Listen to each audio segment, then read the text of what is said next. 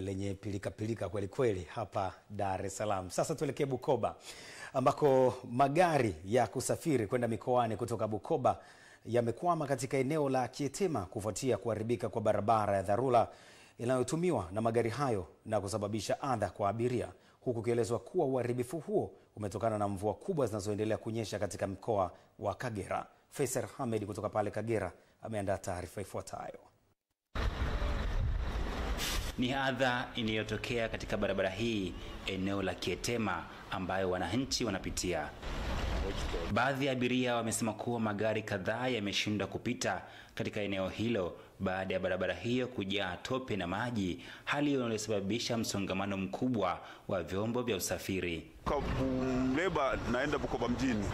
Nilipofika hapa nikakuta daraja ndio imekatika, wakaniambia imekatika. Tukatoka tukaanza kutembea na miguu, lakini hali tete. Magari ya kwanza yalikuwa naenda mjini yamezuiliwa kuanzia saa 8 saa 7.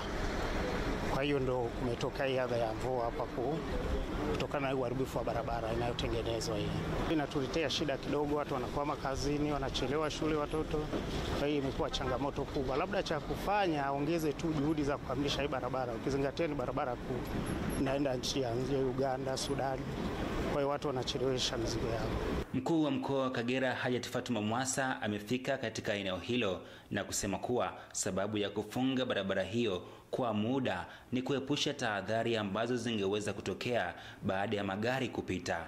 Nianze kwa kuwapa pole sana kwa changamoto hii ambayo imetupata hapa katika eneo letu hili la Kietema, katika barabara yetu hii kubwa inayotokea Mtukula mpaka kuelekea Biaramulo. Kutokana na hofu hasa kwa mabasi ya abiria na magari makubwa ya mizigo, tukaona tuzuie magari yasipite kwa muda fulani, kwa sababu kama maji yanapita juu ya barabara, juu ya daraja, mkiruhusu magari yakapita, inaweza ikawa hatari, watu wakasombwa na maji, magari yakasombwa na maji na kusababisha vifo. Kwa upande wa TANROADS, baada ya kupata taarifa hii ya maji kupita juu ya tuta la barabara, tumechukua hatua za awali ambapo tumeweka mawe ili angalau turuhusu magari yapite kabla hatujaanza kuongeza tuta, yani kunyanyua tuta kama temporary solution.